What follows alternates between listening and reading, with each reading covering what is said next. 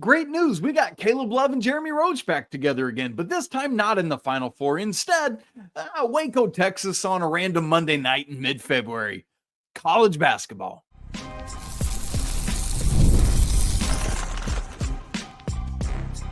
You are Locked On College Basketball, part of the Locked On Podcast Network. Your team every day. Hey there, what's up? Happy Tuesday. Welcome into the Locked On College Basketball Podcast, the only daily national college hoop show out there. I'm your host, Isaac Schade. You're joining me at the place to get your college basketball content every single day. It's all part of the Locked On Podcast Network. Man, thank you for making us your first listen or watch. And I want to remind you, you can catch every episode ad-free on Amazon Music. Special shout out to all you everydayers and all the great members of the Locked On College Basketball Discord. Coming up on the show today, we got a ref ejecting fans mid-game. We've got a potential critical front court injury for Duke. Fingers crossed that that's not the case. K-State's bubble hopes were very short-lived. 2 ranked matchups coming up tonight and a whole great bubbly slate. It's going to be a great day of action. But first, I'm joined by Locked On Baylor host Cam Stuart to unpack Arizona's win over the Baylor Bears on Monday, Big Monday. Stay tuned. It's great to be joined today on Locked On College Basketball by our guy, Cam Stuart, the host of Locked on Baylor. I wish it was under better terms, Cam, but we are recording literally minutes after things finished off there in Waco, Texas, with Arizona winning 74-67. Cam, I mean, it's tough. Baylor has been ravaged by injuries this season. Josh Ajonua, just now done for the season. Baylor essentially goes 4 guards around Norchad Omier. We did have, you and I were talking beforehand, and I think this is the starting point. If you had told us during the Final Four in 2022 that 2 of the starting guards would 3 years later be playing against each other in mid-February in a Big 12 game of Arizona, which is now in the Big 12, at Baylor, meaning Caleb Love and Jeremy Roach, I don't know what we would have thought about it, but here we are. Welcome to college basketball in 2025, Cam Stuart. Well, you probably would have thought that Caleb Love would come away victorious, which is what has been accomplished here for the second time this season.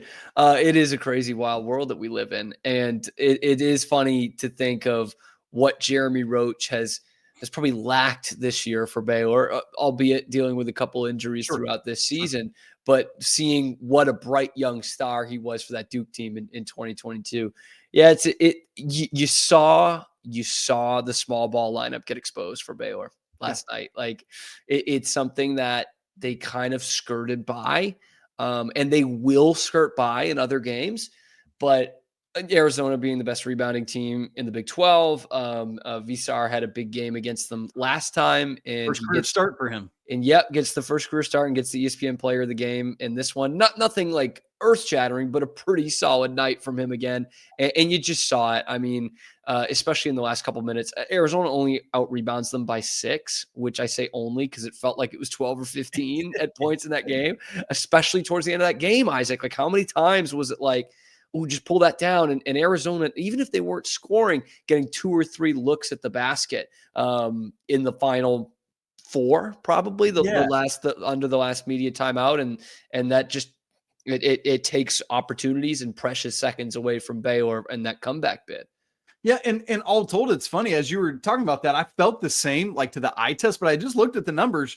Literally, the offensive rebounds were tied and second chance points were tied in this game, but it definitely didn't feel like that. I thought Arizona had a bunch late. Cam, we mentioned the injury to Josh. You mentioned the injury to Jeremy Roach, and that has been, man, I just have to feel so bad for Scott Drew and the staff. It's been a storyline of this season, player after player injured, whether it's Langston Love, I mean, all sorts of guys.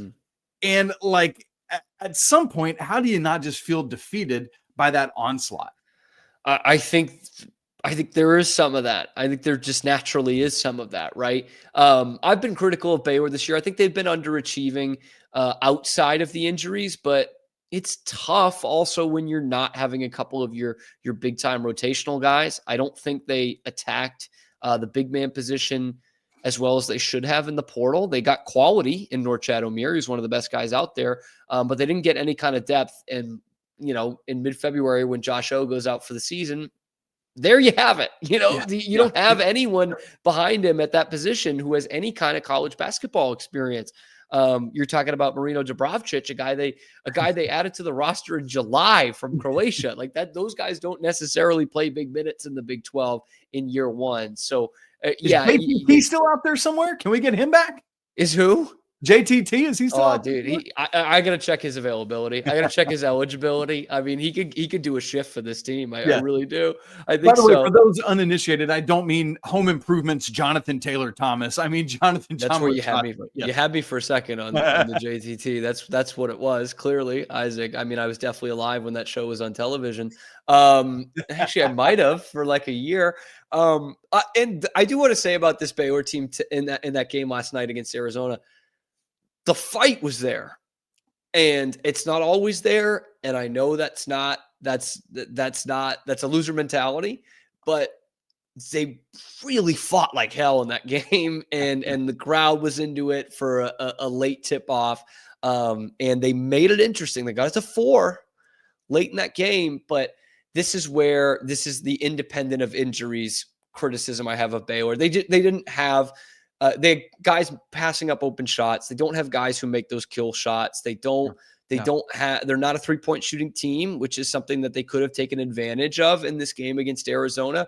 But they just don't have it. And it starts and ends with VJ Edgecombe. Yeah.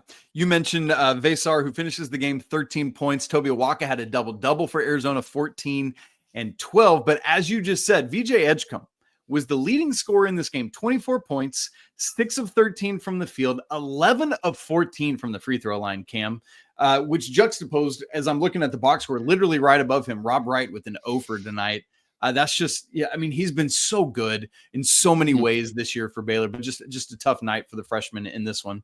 But for this other freshman, VJ Edgecombe, Franchilla talked about it a lot on the broadcast. For those who watched it last night, was just saying, VJ Edgecombe doesn't seem to really realize quite yet how good he is. Baylor feels pretty safe to me right now in the 8-9 range for the tournament. And thankfully the schedule gets a bit easier here in the final 5 games before Houston to wrap the regular season. Does VJ just need to basically take over this team? Is that what needs to happen, or is there something else that's a trick up the sleeve? No, I think you had it. I think Fran had it too. I thought it was a great point when I heard it on the broadcast. That's who it needs to go through now. And we've kind of known that watching Baylor the last couple of weeks. Yep. But I think we're understanding now the extent of how much it needs to go through him. Like this is almost like an Allen Iverson 76ers deal of like, hey, just get the ball and do something with it. And I thought he probably realized it probably a bit too late in this game last night, where there are just teams, I mean, most situations that Baylor's in where they can't guard him. Yeah. And he gets downhill and ahead of steam. You saw it that last play before the half where he takes it. He's got 12 inches of daylight and dunks on somebody. Like that's what it needs to be. And that I think will open things up for other guys, be it Norchad Omier or maybe, Langston Love getting open shots coming off the bench, but it's him. Like I think someone needs to pull him aside. I think they did earlier in the season say, hey, you need to be more aggressive. I think the conversation needs to be had of like, VJ, you're kind of all we got right now. Norchad's played 40 minutes a game. That's too much for him. You're kind of what we have right now. When you go downhill and you do those things, they can't guard you. Most teams in the league, as good as this league is, can't guard you. That's why you're going to be picked in the top 5 in a couple months here. Yeah. And wherever Baylor goes in this season, it's going to be because VJ Edgecombe's taking them there. And he's improved in a couple of things in his game. He's an improved 3-point shooter, although you didn't see it in that game against Arizona. But yeah, absolutely, Isaac. Like this is wherever they go, it's going to be via VJ Edgecombe and him taking over games. I would like him to take me over to the Bahamas. I think that would be fun. Nice. And I would go home with him. Yes. I'll show you the places. Baylor has now flip-flopped their last 8 games. Loss, win, loss, or, win, loss, win, loss, win, loss, win, loss. The game coming up. Certainly felt like it. Yeah. Right. Like, man, that is a real thing. Now, Bears sit at 8-7 in Big 12 play, but as we said, a very manageable schedule coming up at Colorado, at Cincinnati, hosting Oklahoma State, and then at TCU before hosting Houston to end the regular season. I feel like 4-1 is a very respectable run down the stretch there, Cam, and if so, Baylor finishes 12-8 in Big 12 play. As for Arizona, when you look at they actually have a more difficult stretch. Of course, they've got a better Big 12 record right now at 12-3, but they've got to host BYU, host Utah, and like the state of Utah just basically wrecked K-State's bubble hopes on Monday night, man. Or over the weekend and Monday night, I should say. But then at Iowa State, hosting Arizona State, and then at Kansas. So Arizona's got some work to do down the stretch. Really curious to see what happens there and at the top of the Big 12. And Cam, that's what I want to ask about. Obviously, Baylor, I think the hope is, can we get up to like 4th, 5th, 6th in the conference by the time it's all said and done? Probably not 4th, because Iowa State's sitting there with 4 losses. But I mean, 5th seems reasonable given how Kansas is playing. And then Houston and Arizona kind of solidifies their spot just under the Cougars right there. You think Arizona has some hope of overtaking Houston, or you think that kind of sits 1-2?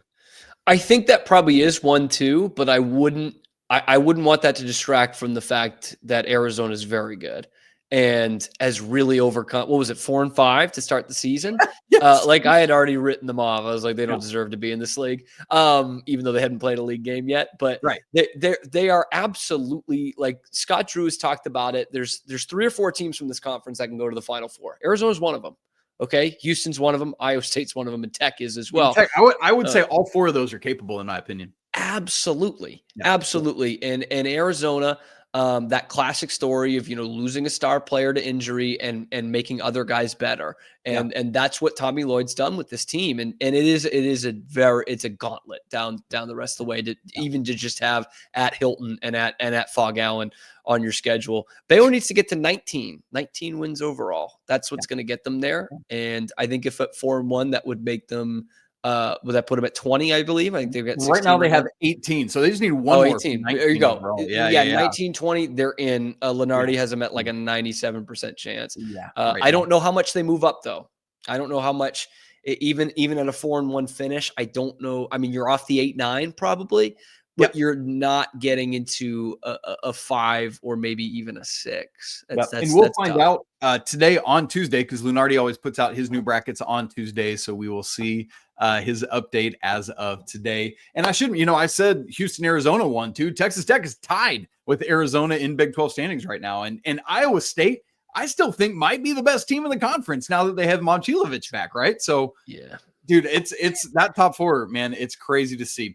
Cam, thank you so much, folks. Please make sure you go check out all of Cam's great work at Locked On Baylor. We'll see what's going on with these guys. Hopefully, VJ Edgecombe can take it and run. Let Roach be a facilitator. Let Omier do his stuff inside, and a couple other guys around, and we can see what happens with Langston Love and the rest. Cam, thank you so much, brother. Isaac, thanks for having me. Always a pleasure. That was the nightcap of Big Monday, but in the first game, we had a ref ejecting a fan in Charlottesville in the middle of game action. And then elsewhere on Monday night, the state of Utah has collectively burst the Kansas State Wildcats bubble. All that coming up in just a second. Right after I tell you about TurboTax. Now, Taxes is easily uploading your forms to a TurboTax expert who's matched to your unique tax situation. An expert who's backed by the latest technology, which cross-checks millions of data points for 100% accuracy. All of this while they work on your taxes, you get real-time updates on their progress. And I love this, you get the most money back guaranteed, all while you go about your day. No stressing, no worrying, no waiting. Now, this is Taxes. Intuit TurboTax. Get an expert now on TurboTax.com. Only available with TurboTax Live full service, real-time updates only in the iOS mobile app. You can see guaranteed details at TurboTax.com/guarantees. In the first game of Big Monday on surprise, surprise, Monday night, both games tipped off an hour later than normal. Usually it's 7 and 9 Eastern. Instead, this week it was 8 and 10 Eastern. What are we doing there? Yuck. Anyway, the first game of the night was number 3 Duke at Virginia in Charlottesville. Of course, as expected, Duke ran away with this game. Not much to talk about from that standpoint. It was 86-2 Blue Devils. It was a name your score kind of game. For Duke, very balanced scoring effort. Cooper Flagg was joined by Con Knipple and Isaiah Evans with 17 points. Each lulled 3 Musketeers to lead the way for the Blue Devils. Of course, Flag chipped in a whole host of other things, 14 boards, 2 assists, no turnovers, 2 blocks, and 2 steals. I mean, he and Janai Broom, this player of the year race, y'all, is just something else. I hope you're enjoying it as much as I am, because it's so fun. Like, one of them puts up a performance and then the other answers, and they just keep going back and forth. I absolutely love it. Here's the most interesting thing to me to happen in this entire game. We're about 3/4 of the way through the first half. There's 5:16 left in the first half. And Virginia's in the middle of a possession. Duke has just gone up 34-22. Virginia has 13 seconds left on the shot clock. And Roger Ayers, one of the best referees out there. I mean, it's phenomenal. If you don't know referees' names, you would definitely recognize his face if you were watching him. Great guy, kind of funny, self-deprecating. Like, I remember a game a couple years ago where they reviewed, and he was going to have to make an unpopular, that's the word I'm looking for, an unpopular call. And he walked over and basically said to the TV guys, hey, I'm about to get booed, but I got to do what I got to do, right? Just really funny guy. Anyway, he stops the game in the middle of this possession and points at a fan, like basically ejects him, walks over to the scorer's table and tells security or somebody like, hey, go get this guy out of here. So that alone, regardless of who this fan is hilarious to me. But then the camera pans to the fan. And this might be the classiest looking, most Virginia gentleman I have ever seen, right? Like, this dude is going home to put on his Tchaikovsky record, sit back and maybe sip some brandy or so. I don't know what he's, it's like that looking kind of guy. It was a hilarious moment. And I put it out on Twitter, like, somebody tell me what happened. What did he say? Is anybody there at John Paul Jones Arena? I need to know. Never heard back, but for Roger Ayers to do that in the crazy stuff. Now, to a more serious matter, and part of why I wanted to talk about this game as well. Maliq Brown, who had missed some time for Duke, as with all due respect to Kaman Malawach, who is a phenomenal defender, I think Maliq Brown is Duke's best interior defender. He's not a starter, but they're just things that he does and understands as a seasoned player, somebody that has been great defensively in college before this year. Left the game just under 90 seconds left in the first half. He's going out to guard on the perimeter and just reaches his left arm out to kind of like try to defend a pass. Didn't look like there was any real contact, just put it at an angle that did something to his left shoulder. And basically immediately is in pain. They stop play and he goes straight to the locker room. I mean, some of that, it's hard to know, like, is it just because it's almost halftime, or is it because like it's that much pain? Well, he was ruled out for the second half, did not play anymore.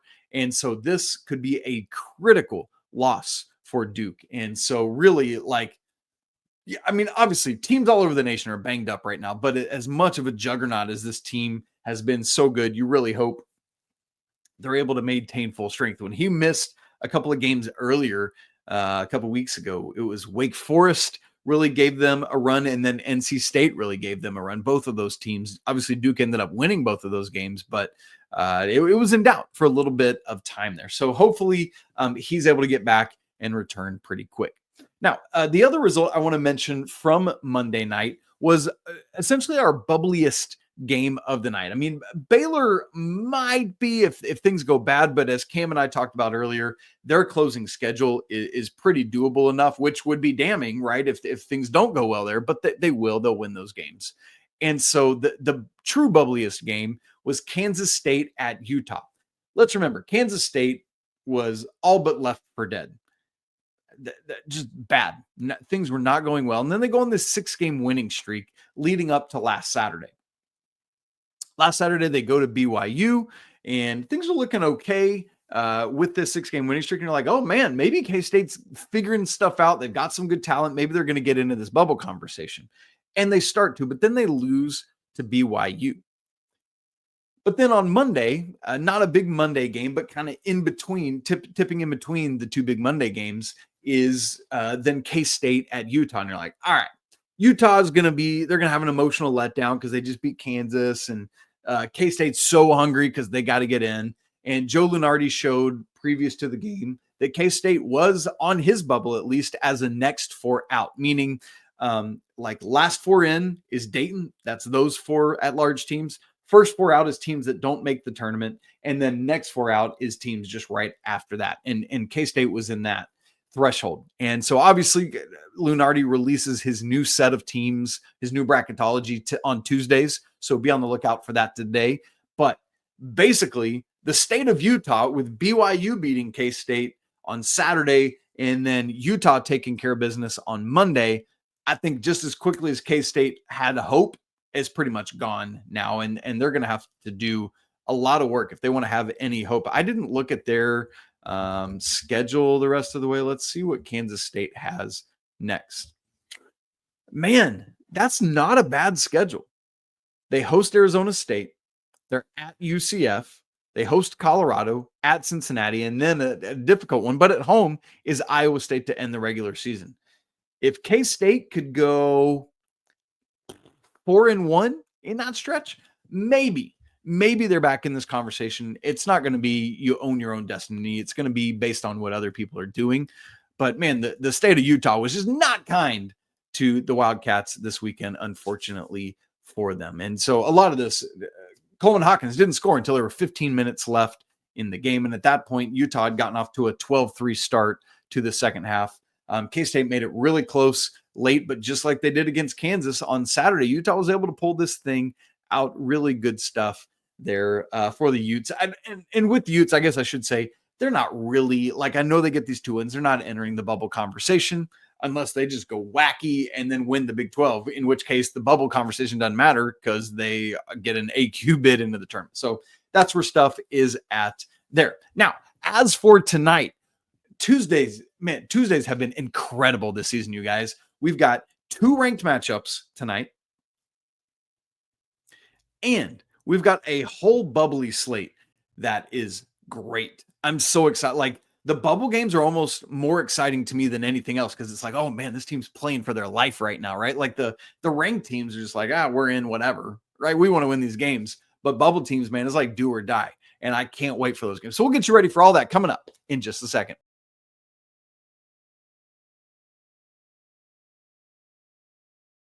All right, let's get you ready for Tuesday night's action. I want to hit 3 games that are ranked on ranked and one that's pretty close to it, and then we'll get to the bubble after that. First off, number 7, Texas A&M at 21, Mississippi State down in Mississippi tonight in Starkville, 7 p.m. Eastern on SEC Network. FanDuel has it Bulldogs -3.5.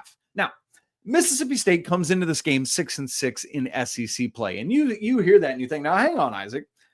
I thought this Mississippi State team was really good. They've swept the season series with Ole Miss. What's up with that? Why are they only 500 in SEC play? I thought they were good. And to that, I would say they are. Let me remind you about the SEC. Their 6 losses, Mississippi State, are to Auburn, Florida, Alabama, Tennessee, Missouri, and Kentucky. In the new poll that dropped on Monday, that means their 6 SEC losses are to teams ranked number 1, 2, 4, 6, 15, and 17. Oh man, we're only 500 in SEC play, but all of them are to teams that ranked in the top 17 in the country. That's absurd, man. That's just showing you the pure depth of the SEC. And now, congratulations, you get to play number 7 in the nation, Texas A&M. A&M comes into this game riding a 5-game winning streak. And here's what's funny about the Aggies, as they've been, again, this year, not a good shooting team. 306th nationally from 3, 256th from 2, and 295th at the free throw line. But here's where the Aggies get you. They're 6th in the nation in defensive efficiency. They're 2nd in the SEC in points per game allowed, behind only Tennessee. They are first in the entire nation in offensive rebounds, or offensive rebounding percentage, I should say. And they get to the free throw line a ton. Again, they don't convert a lot when they get there, but the volume of what they do manages to help offset that. This is perhaps the matchup I'm most excited about, and I hope these guys are guarding each other, is in the backcourt, where we get a little Joshua Hubbard action from Mississippi State, matched up with Wade Taylor IV, who, we get a little bit of that WT4 experience, similar to the Caleb Love experience we often talk about. I hope this is a good game from Wade Taylor, because I'd love to see these dudes just like both go off for 30, right? Like that's what college basketball needs to be exciting and electric. So ultimately, again, Mississippi State favored at home by 3.5. A lot of this is going to probably depend on which A&M offense shows up. But Mississippi State needs a big win. So I'm going to say they ride and get it at home, but don't cover. This is like a 2-point win for Mississippi State, maybe a big Josh Hubbard shot late. The other ranked matchup is actually not in the SEC, shockingly enough, but in the Big Ten. Number 13, Purdue at number 14, Michigan State. Oh, this is tasty. Going on literally at the same time as the other game, tipping off at 7 p.m. Eastern. This one's on Peacock, so it'll be streaming and not on a regular TV channel. FanDuel has it, the home standing Spartans by 3.5, just the exact same line as that other game, which essentially means this is a push, right? Sparty beat Illinois Saturday, but before that had lost 3 of their last 4. And let me just acknowledge here that Michigan State's closing stretch is not easy. Hear this. They host Purdue tonight. Then they're at Michigan, at Maryland, hosting a very underrated Wisconsin team, then at Iowa and versus Michigan. The only game on that schedule that looks to me like a no-brainer win is Iowa, and that's even on the road. So if you're Spartans, you got to have these home games. You got to beat Purdue. You got to beat Wisconsin, and you got to beat Michigan. But those 3 home games are very, very difficult. The Boilermakers come in not playing great lately either. 2-game losing streak themselves. This is a really intriguing matchup for me. 2, tough-nosed teams, 2 great coaches in Matt Painter and Tom Izzo, who just set the record over the weekend for the most Big Ten wins ever. I mean, it's just crazy good stuff here. You've got 2 coaches that are both Final Four coaches. Matt Painter just coming up short to the juggernaut that was UConn last year. Otherwise, he and Zach Edey and the whole crew are your national champions. So a great, great Big Ten matchup here. Can't wait to see what happens. Elsewhere in the Big Ten, this is not ranked on ranked, but it's pretty close to it. Illinois at number 11, Wisconsin. This game will be tipping later, 8:30 p.m. Eastern on FS1. FanDuel, again, has it Wisconsin minus 3.5. So all 3 of these games are basically pushes with the home team being favored by 3.5. Wisconsin, I don't know how this is happening, but is floating wildly under the national radar. It's kind of similar to what I've been talking about with Texas Tech lately. But here's what's crazy about, obviously, Michigan stands alone atop the Big Ten right now. If Wisconsin wins this game, let me give you a couple scenarios here. Wisconsin wins against Illinois and Michigan State beats Purdue. Wisconsin will be alone in 3rd place in the Big Ten standings. On the other hand, if Wisconsin wins this game and Purdue beats Michigan State in the Breslin Center, all 3 of those teams would be tied for 2nd in the loss column with 4 losses, with Purdue technically a half game ahead with 12 wins. The other teams have 11. But how crazy would that be? I mean, we've had that. I think it was 2 years ago in the Big Ten.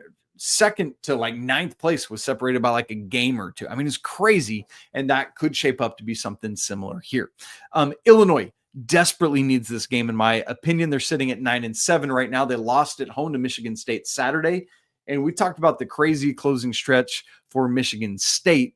Illinois is kind of in the same boat. This game at Wisconsin tonight. They play Duke on a neutral Saturday, a fun non-con matchup in February. Thank you to both of these teams. Then they host Iowa at Michigan versus Purdue. They could easily find themselves 1-4 in that stretch, 1-5 when you combine back to Saturday's loss in the final 6. By the way, for Illinois, a tough blow. It was announced on Monday that forward Marez Johnson is out indefinitely following a broken wrist he suffered Saturday when he had a beautiful block shot, but came down and broke his wrist trying to support himself.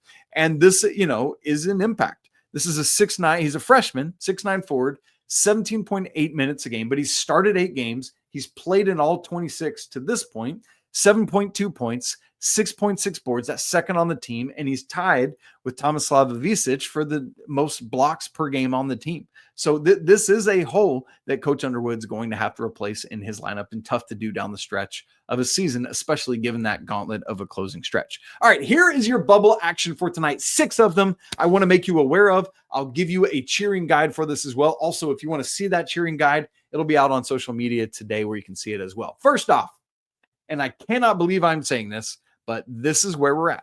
Villanova is at UConn, 6:30 Eastern, FS1. FanDuel has it UConn minus 7.5.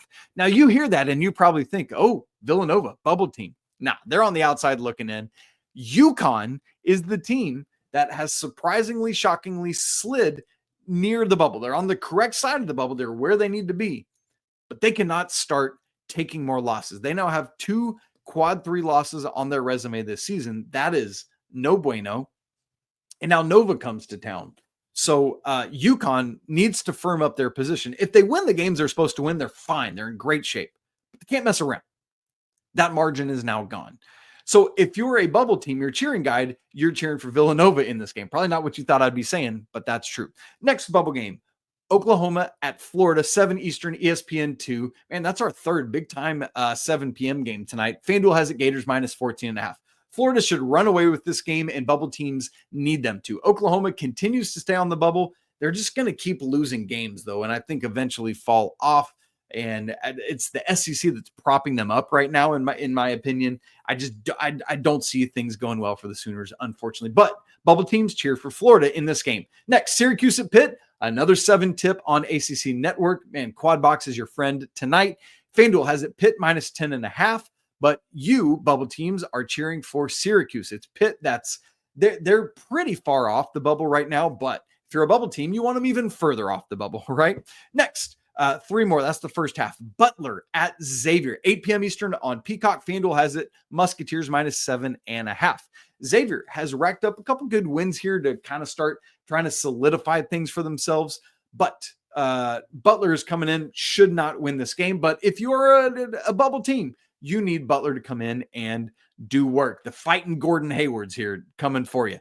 Next, number 23, Kansas at BYU. We just talked about the state of Utah wrecking Kansas State's bubble hopes. Well, the state of Utah could also put a big old fat dent in Kansas's resume. Utah beat them Saturday. BYU is the bubble team here. 9 p.m. tip Eastern on ESPN. FanDuel has it BYU favored in this game by 2.5 points. That is bonkers to me. And here's the thing. If you're a bubble team, you're cheering for Kansas because you need BYU to lose. That's where it is. And then the final bubble game I want to mention for tonight, Fresno State at San Diego State, 11 Eastern. Check it on Wednesday morning, unless you're on the West Coast or just a night owl like me. This is on CBS Sports Network. FanDuel has it Aztecs minus 18.5. So not much hope here for the bubble cheering guide. But if you're a bubble team, cheer for Fresno State. San Diego State right now is in like the 10-ish range, but this is a quad 4 game. So a loss, if they slip up at home, severely damaging to the Aztecs resume. So got to take care of business here. All right, there's your bubble cheering guide. Again, I will have that out on social media for you to look at so you can keep tabs on Tuesday night. That's basically a daily endeavor for me down the stretch of the season here. You guys, thanks so much for tuning in. If you've not subscribed to Locked On College Basketball, go ahead and do that now so you don't miss a single second of the great action as we get so close to all of the tournaments and Selection Sunday and all that. You want to be here. If you've not joined the Locked On College Basketball Discord, it's free and a great way to chat college hoops all day long. That link is in the show notes. As always, apologies to the lawyer family. Let's go Wild Popes. Shouts to Mick Bruins. And until tomorrow, Andy Patton will be with you and Leaf Tulane on Wednesday morning live on YouTube. Check it out then. But until then, peace.